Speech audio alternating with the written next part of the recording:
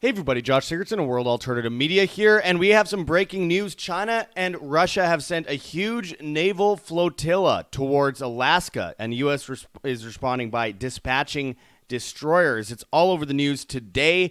China and Russia send warships near Alaska, an unprecedented joint show of force.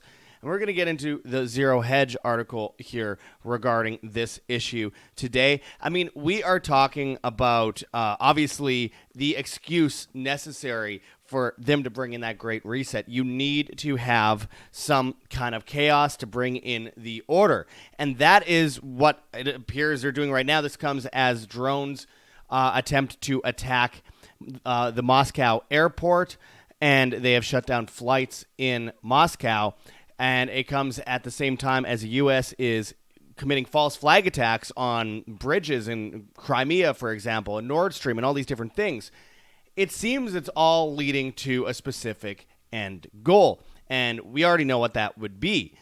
A World War III scenario would be absolutely catastrophic, but it would be the war to end all wars because it would bring us into a new robotic, technocratic environment with social credit, carbon credit scores, CBDCs, all that kind of stuff, so that in the future they won't need any more wars. And this, of course, is all just the script anyway. This is not something I support. Obviously, it's horrible, but there won't be any more wars necessarily. There will be compliance because compliance will be the currency. And in order to get there, you need to have some kind of chaos. And that is what I believe 100% is happening here today. So we are going to go into this article and more today, my friends. But before we do, I urge people to check those links below. Check out our GoGetFunding.com campaign where you can help support our debts when it comes to the 15-Minute City documentary we just did in England. We spent over $10,000 on that, and thank you so much to those who've donated $4,456 so far over the last several months. I know some people have donated on our other GoGetFunding.com campaigns, but nonetheless, this is the heartbeat of independent media. We have never had a more difficult time getting along than now. So go and check out that Help Wham Cover History Go Get Funding campaign and help support us today. We also have Patreon and Subscribestar, of course, as well. Also, make sure to get prepared for what comes next. Go to heavensharvest.com for long-term storable foods that are non-GMO. We have, of course, organic foods, heirloom seeds, water filtration and storage, books on how to get started. Use code WHAM, WAM, and don't be left behind. You can get free shipping on much of these products if you use code WHAM. And again, this is one of the major ways that they bring in that great reset. China is absolutely attacking agriculture right now. The U.S. is attacking its own agriculture. They're shutting down farms. This is the entrance into the Great Reset, and you do not want to be eating mRNA ration food with your CBDC in your 15-minute city. So get prepared today. Again, that's code WHAM, W-A-M, over at heavensharvest.com. Anyways, let's get into this. So this out of Zero Hedge, China and Russia sent huge naval flotilla towards Alaska. U.S. responds by dispatching destroyers. A large joint Russia-China military exercise, which is being described as as unprecedented in size, has sparked alarm in the Pentagon, given it took place off Alaska, causing the U.S. to dispatch 4 Navy warships and aerial assets in the same waters, a very rare move itself of significant size. The drills by Washington's most powerful nuclear-armed rivals was called in the Wall Street Journal the largest such flotilla to approach American shores in recent history, but it never entered American territorial waters. I want to point out that the U.S. is on 2 oceans.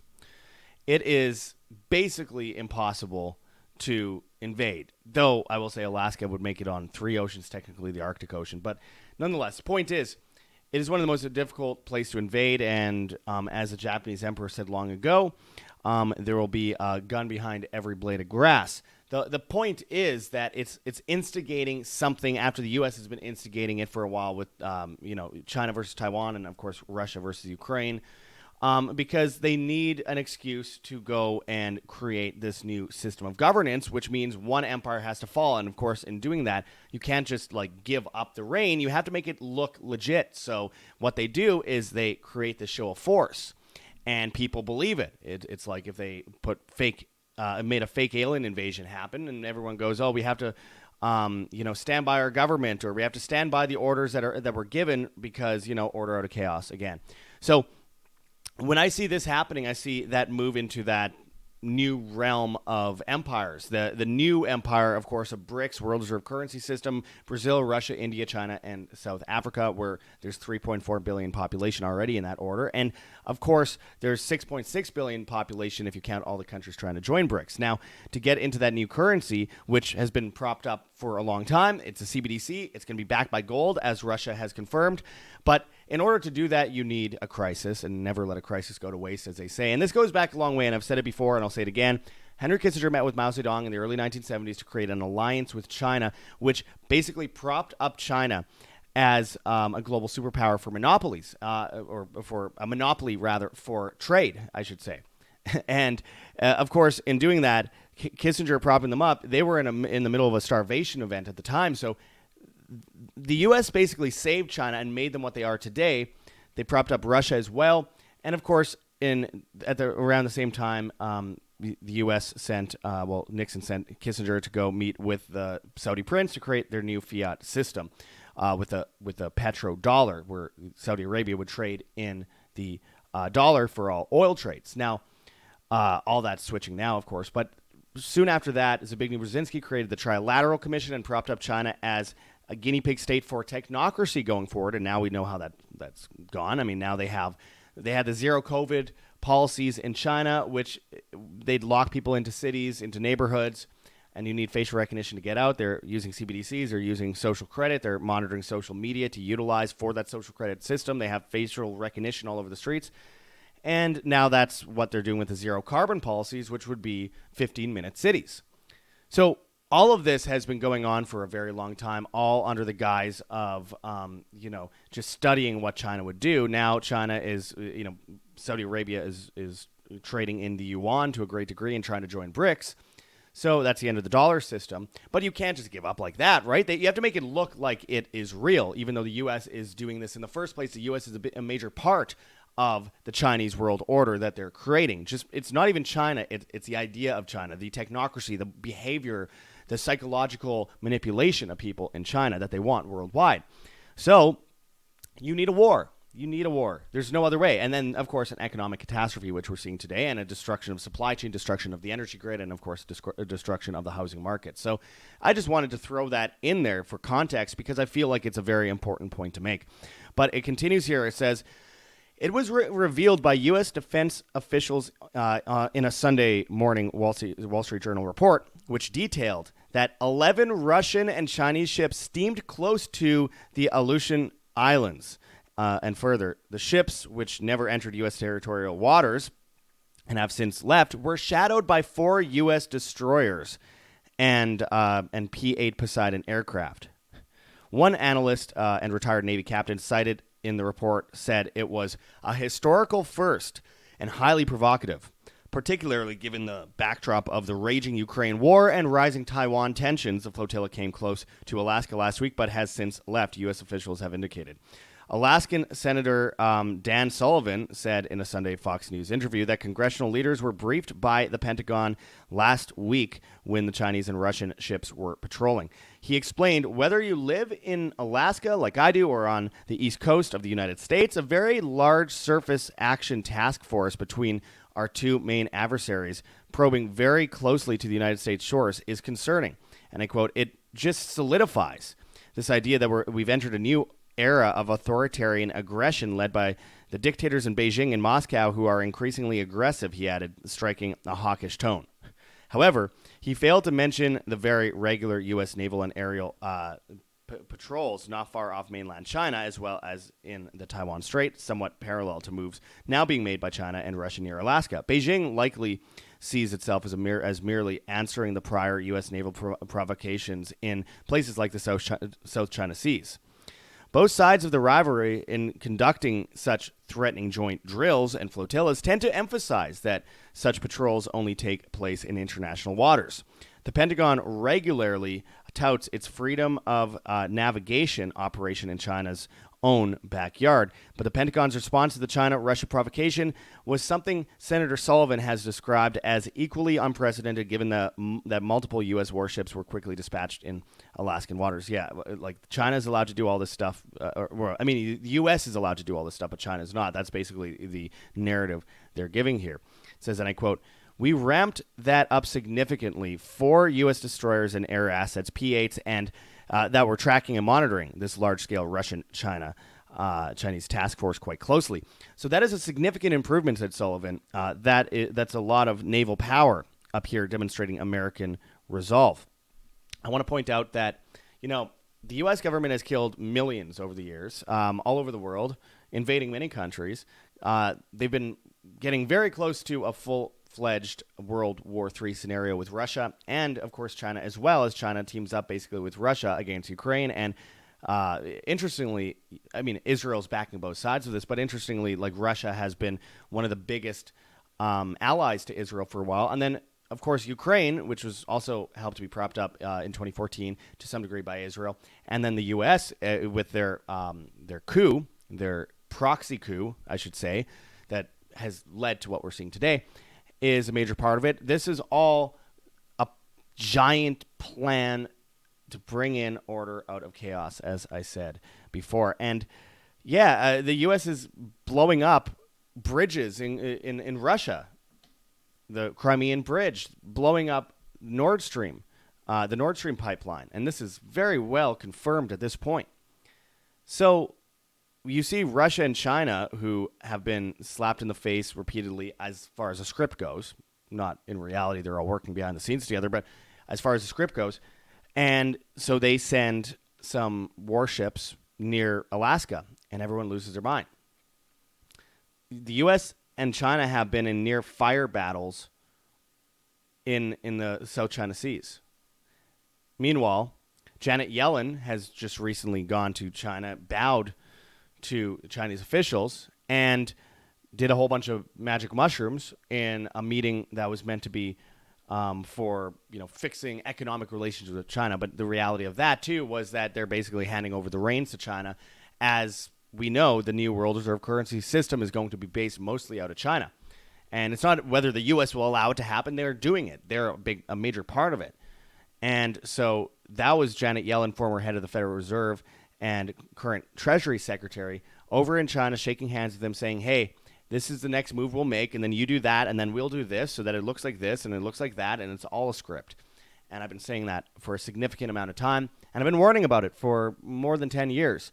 And again, this isn't everyone hates China. It isn't everyone hates America. It's the governments of both countries are quasi-fake governments that are working with each other for the New World Order, for the global digital ID system, for the destruction of the food supply so that people are starving and forced into rations with the CBDC, which will solve the day, as they say.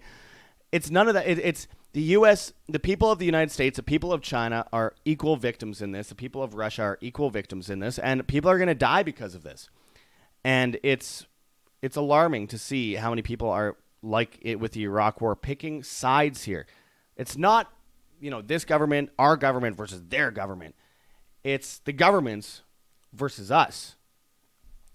And so they're putting on a Hollywood movie for all of us right now so they could justify how they will further enslave us later. Martial law, lockdowns. The UN just called for a global lockdown, or the ability to have a global lockdown anytime, whether it's for a new future pandemic, as they say, or whether it's climate issues, or whether it's a war, or whether it's an economic catastrophe, or whether it's a black swan event or an alien invasion. They named all these reasons why they could do this.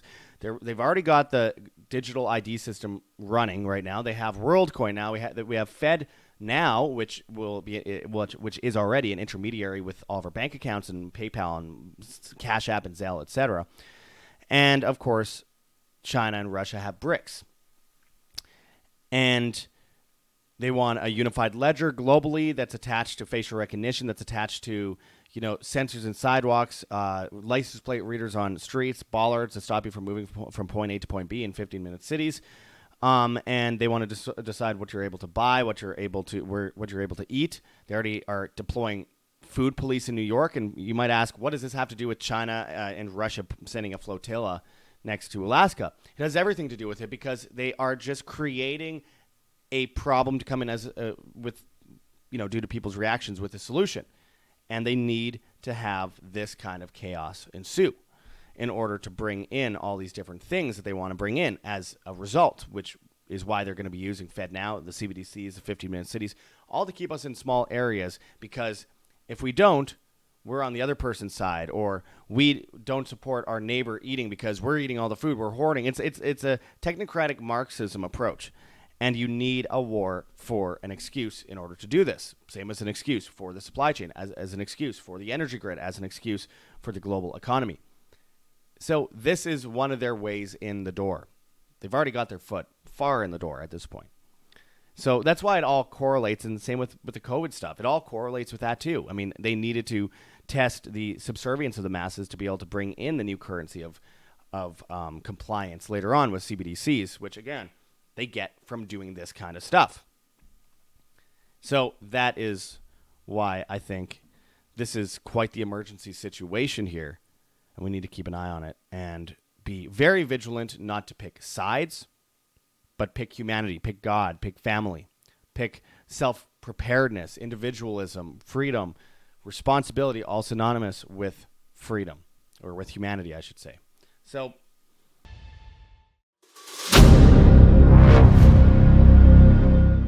I'm looking for partners, collaborators, colleagues who want to join forces with me around the globe and create real value, generational wealth, and financial freedom for everyone else around the world. Get involved in the cryptocurrency markets, get involved in the NFT markets. This is your moment. Life all comes down to a few moments. Don't let this pass.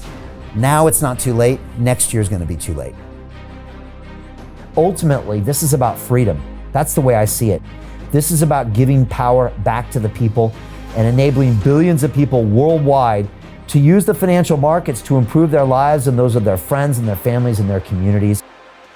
Honestly, I think it's a violation of human rights not to allow people basic access to financial services. Because right now people are being kept in the dark, they're being robbed of education, and it's a travesty. And so I'm looking for people that want to join me and be a part of this solution. And that all happens inside the DeFi Academy. The gains my students are making are absolutely amazing. Double, triple digit gains in the first month alone. That's amazing. This will change your life. Now is the time to get involved. I'm going to tell you exactly how my students in my academy made money in the last 30 days. I'm talking about real trading results. And let me just whet your appetite a little bit. Let me hit you with some numbers. I'm talking Brendan from New Zealand is up 68.77% on the month. Steve from Europe up 83%. Albert in Singapore up 169.9% on one single trade. I got Susan up 153% on her call options alone, also rocking 139% returns and 442% returns as well on individual trades. These are people that are changing their financial future in the last 30 days, but it's based on trading discipline. I've graduated over 500 students from inside my academy from over 54 countries around the world. It's amazing. When it comes to crypto, DeFi, and blockchain, we love this space. We truly believe it's the future. This is down to our core. It's authentic to what we're doing, and everybody can tell through the camera because you can't make this stuff up. If you're watching me now, wherever you are, I implore you, take 60 seconds right now and join my academy. Apply today. Now you've got a chance. Life all comes down to a few moments. What are you going to do? What's the choice that you're going to make?